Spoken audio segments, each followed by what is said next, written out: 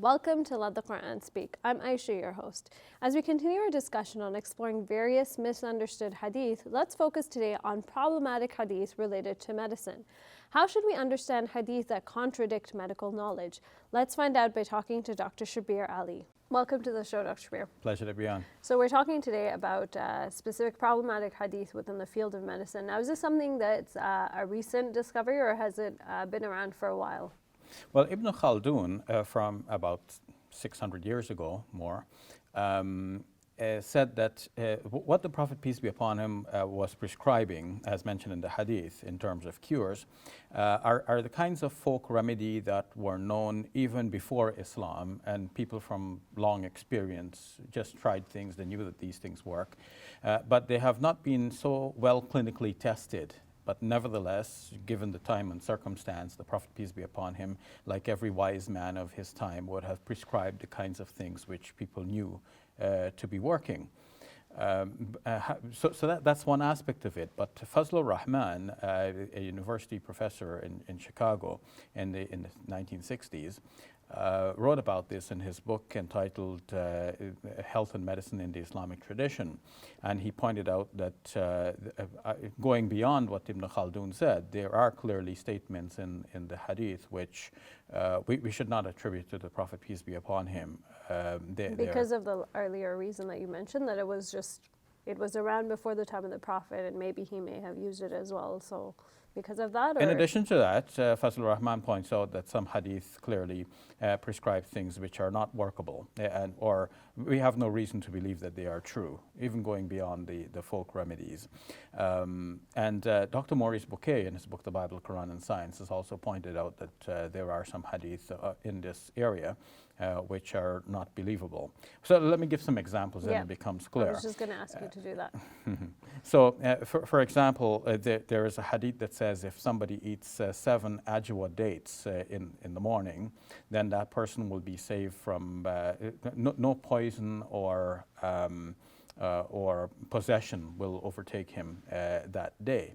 The ajwa dates refer to some dates which are particularly grown in the Medinan area. Honey is known to have curative properties. The Quran actually attests to this by saying that in it is healing for humankind. But the Quran is very general about this and doesn't give the specifics. It's when we give the specifics which are in the Hadith, then we see some questionable specifics. For example, the Hadith says that if someone eats honey 3 mornings in a month, then that person will be saved from major calamities. Of course, we know that this, I mean, it's hard to believe that this really is what was said by the Prophet, peace be upon him, because if people were taking honey 3 times each month, then there would be no major calamities. Or we put it the other way, we can say that every major calamity that occurs is due to the failure of people to eat honey three days a week. And if we actually believe that as Muslims, then we should be publicizing this particular remedy for major calamities. But we don't, because Muslims have come to realize that this is not something that it's credibly attributed to our Prophet, peace be upon him, as a part of divine revelation that came to him from God. And you asked how early has it been since people had recognized that some of these things can be problematic.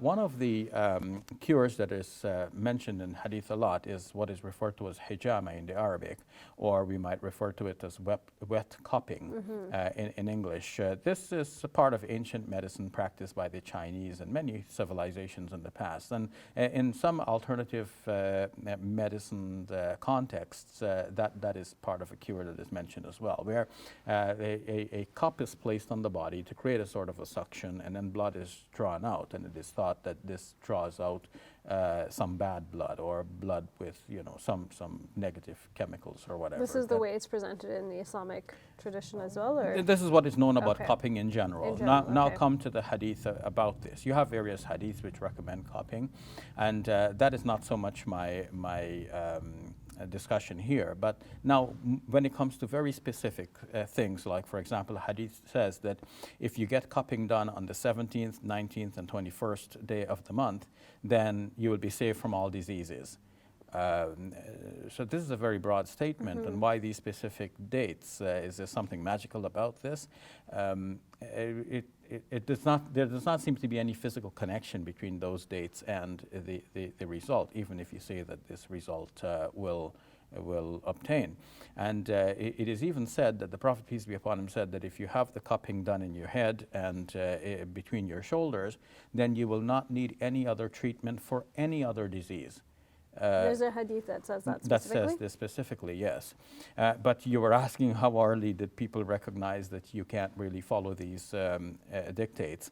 It is even mentioned in the hadith that one of the companions of the Prophet, peace be upon him, had cupping done in his head and the blood being drawn from his head. And he said as a result, he couldn't even remember the Surah Al-Fatiha, which is one of the most basic things that Muslims are taught to remember from childhood, and they repeat daily in their prayers. So he couldn't remember. People had to kind of prompt him to get him to recite it properly. From experience, these folk remedies developed, and then you have the hadiths that are attributed to the Prophet, peace be upon him, some of which are not true attributions to him. And people later on trying to act upon these hadiths realize that these hadiths don't actually work. The cures which are prescribed can sometimes lead to harm if they're not done in a proper manner. And in fact, there is a hadith that even says that if somebody applies curative techniques to someone else without proper medical knowledge, that person will be responsible for any harm done to the patient. So that too reflects the general idea that you could actually harm people if you're not applying treatments properly or without proper knowledge. So some of these problematic hadith, in the past we learned about different methods of testing. So are these also, is there a commonality in terms of, like, do they have a weak chain of narrators as well? Because it's evident content-wise that there's a bit of discrepancy. But what about how we test hadith? Is there any relation to that as well in this? Some of these hadiths have been deemed in modern times by some modern scholars like Sheikh Nasruddin al-Albani to have weak chains of narrators. But sometimes the hadiths are graded to be Hasan, good, or even Sahih, and they prescribe some things which are obviously not workable. And the reason that we are stuck with these in this particular way is because as the way of testing hadith evolved over time, Muslim scholars became distrustful of reason because it's every person's reason being different from the other. One person says this looks good, the other person says no, that doesn't look right, and then who's to judge in the end? So the scholars needed a scientific basis on which to evaluate hadith, a kind of objective manner. So if they talk about dates, this narrator lived up until this date, and then this narrator was born before him, so we see that there's an overlap. So that's objective information. So they preferred this kind of information rather than the subjective application of one person's reason over another.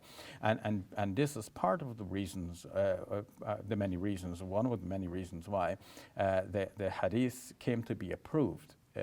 Even though they have objectionable content. Another part of it is that some of what we find objectionable today would not have been known to be objectionable at the time. Yeah. Because at the time it might have sounded good. Eat the ajwa dates and you'll be cured. Eat black cumin, the black seeds, and you'll be cured from all ailments, a hadith says, except death. And then, they should have recognized that when it comes to senna, which is used as a laxative, hadith says that senna even cures death. So they should have recognized that something is wrong here. But what is happening is that they have certain standards and certain procedures for accepting hadith, and once a hadith passes those standard tests, it gets acknowledged and collected in the books. So your primary concern and comment here is to focus on problematic hadith that deal with the specifics versus things like, it's good to eat honey because we know that's also prescribed in the Quran. Is that sort of, yes, and there are many hadiths which actually prescribe good things and workable solutions. Start with washing your hands, which is a health a recommendation today that is mentioned in Hadith, to wash your hands as part of our wudu and even outside of wudu. There are many such prescriptions that we can mention of a positive nature which have helped to guide Muslims over time. The problem that remains for us now is that in the standard collections of Hadith, we will go to find the good, and we also find the objectionable and questionable. And once the questionable remains there in the same collections, it puts a wet blanket over the rest of it, because if you find one objectionable thing, we're wondering, what about the rest? Maybe the others are questionable too. It's just that we saw the problem here, and maybe the problem is hidden somewhere else. And what is necessary, therefore, is for scholars to go through the standard collections, and they themselves to properly identify and discount bravely those hadiths which are clearly objectionable, so that the Muslim youth in particular, but Muslims more generally, and even non-Muslims, would see that the texts on which we base our religion are dependable texts. They are texts that teach good things and not questionable things. A lot more to ask, but I will leave that for our next segment. Thank you very much, Dr. Shabir. You're welcome. Hey YouTube, we hope you benefited from this video. If you liked it, or if you didn't, let us know in the comments below. And if you're interested in learning more, check out some of our other videos. And don't forget to subscribe so you can get new videos every Monday, Wednesday, and Friday.